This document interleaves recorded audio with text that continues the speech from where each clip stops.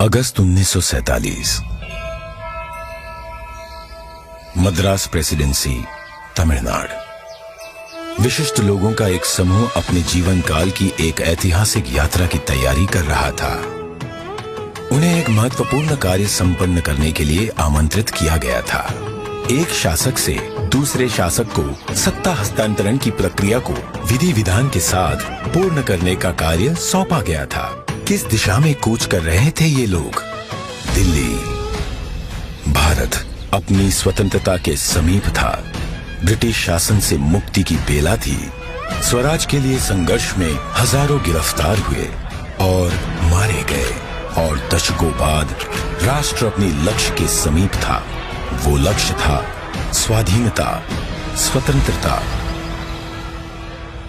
अब अंतिम viceroy Lord Mountbatten को एक महत्वपूर्ण कार्य करना था, भारतीयों को उनका स्वराज्य सौंपने का कार्य।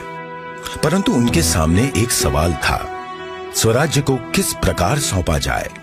ऐसे में हाथ मिलाने की रस्म शायद ही काम आए। तो इस गौरवशाली क्षण के प्रतीक के रूप में कौन सी रस्म अपनाई जाए? उन्होंने पंडित जवाहरलाल नेहरू के सामने अपना ये सवाल रखा। ये एक उचित सवाल था जिसके बारे में विचार विमर्श की आवश्यकता थी। नेहरू जी ने ये प्रश्न जाने माने स्वतंत्रता सेनानी श्री सी राजगोपालाचारी के सामने रखा, जिन्हें राजा जी के नाम से जाना जाता था।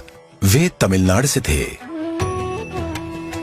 नेहरू राजा जी की विद्वता और भारतीय परंपराओं और सभ्यताओं पर उनके ज्ञान का सम्मान करते थे। राजा जी को इसका समाधान भारत के गौरवशाली अतीत में मिला। तमिलनाडु के चोला साम्राज्य में, जो भारत के प्राचीनतम और दीर्घकाल तक चलने वाले साम्राज्यों में से एक था, एक चोला सम्राट से दूसरे सम्राट को सत्ता का हस्तांतरण नीति परायणता के प्रतीक अर्थात सेंगोल सौंप कर किया जाता था। भगवान शिव के आशीर्वाद का आवाहन करते हुए उस समय के महंत द्वारा सेंगोल को आशीष प्राप्त होता था। क्योंकि चोला शिव के प्रबल भक्त थे, उनके द्वारा स्थापित हजारों वर्ष पुराने मंदिरों में आज भी पूजा की जाती है। राजा जी ने इसी परंपरा और समारोह के आयोजन की सलाह दी, जिसे नेहरू जी ने स्वीकार किया। राजा जी ने बिना समय गवाए इस समारोह के लिए प्रमुख धार्मिक मठ या आश्रम तिरुवावड़दुराई आदीनम से संपर्क किया, जिसे 5 सदियों पहले स्थापित किया गया था, और ये तब से चोला भूमि के केंद्र में स्थित है और आज तक कार्यरत है। तत्कालीन मठ प्रमुख 20वें गुरु महासन्निधानम श्रील श्री अंबलवाना देसिका स्वामी ने अपनी अस्वस्थता के बाद भी इस कार्य को स्वीकार किया। उन्होंने सेंगोल बनाने का दायित्व मद्रास के प्रसिद्ध स्वर्णकार वुम्मड़ी बंगारू को सौंपा। सेंगोल के शीर्ष पर नंदी विराजमान थे, जो कि शक्ति, सत्य और न्याय के प्रतीक हैं। सेंगोल बनाने के समय को याद करते हुए 96 वर्षीय श्री वुम्मड़ी एतिराजुलु कहते हैं, आदिनम किसी की सिफारिश पर हमारे पास सेंगोल का निर्माण का न्योता लेकर आए थे। उन्होंने हमें इसके चित्र दिखाए। यह एक गोल लंबाकार वस्तु थी, जिसे बिल्कुल वैसे ही बनाना था। यह एक महत्वपूर्ण स्थान पर जा रहा था, इसलिए उच्च गुणवत्ता आवश्यक थी। हमें इसके निर्माण का आदेश मिला। यह चांदी से बना था, जिस पर सोने की परत थी। आधीनम के सानिध्य में इस निर्माण से जुड़कर मैं बहुत ही प्रसन्न था। स्वतंत्रता सबके लिए गौरवशाली क्षण था, पर आधीनम द्वारा हमें सेंगोल निर्माण का दायित्व सौंपने से उस क्षण का महत्व बढ़ गया था। परम पावन मठ प्रमुख ने उप प्रमुख श्रील श्री कुमारस्वामी तंबिरान, आदिनम के ओदुवार विशेष गायक माणिक्यम और नादस्वर विद्वान TN राजरत्नम पिल्लई को आयोजन संपन्न कराने का दायित्व सौंपा।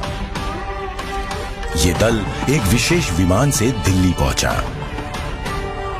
14 अगस्त 1947 की रात्रि को श्रील श्री कुमारस्वामी तंबिरान ने रीतिनुसार सेंगोल को लॉर्ड माउंटबेटन को सुपुर्द किया।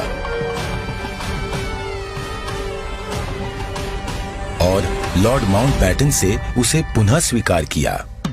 तत्पश्चात सेंगोल पर पवित्र जल छिड़का गया।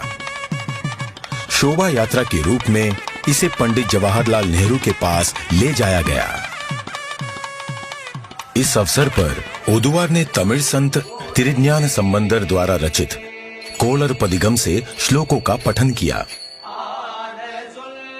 महंत ने नेहरू जी को पीतांबर पहनाते हुए उन्हें रीतिनुसार सेंगोल सौंपा। अडियारगल वाणिल अरसालवार आणई नमते, अर्थात ये हमारा आदेश है कि ईश्वर के अनुयायी राजा स्वर्ग के समान शासन करेंगे। इस वाक्य से श्लोक का समापन हुआ। इस प्रकार 1000 वर्ष पूर्व की सभ्यतागत प्रथा के अनुसार दक्षिण और उत्तर के असाधारण एकीकरण द्वारा राष्ट्र को एक सूत्र में पिरोते हुए शासन का हस्तांतरण हुआ। तत्पश्चात नेहरू जी ने श्री राजेंद्र प्रसाद सहित कई नेताओं की उपस्थिति में सेंगोल को स्वीकार किया। आगे चलकर श्री राजेंद्र प्रसाद भारत के प्रथम राष्ट्रपति बने। इस ऐतिहासिक घटना का उल्लेख व प्रकाशन राष्ट्रीय और अंतर्राष्ट्रीय मीडिया में किया गया। 25 अगस्त 1947 की टाइम पत्रिका ने भी इसे प्रकाशित किया।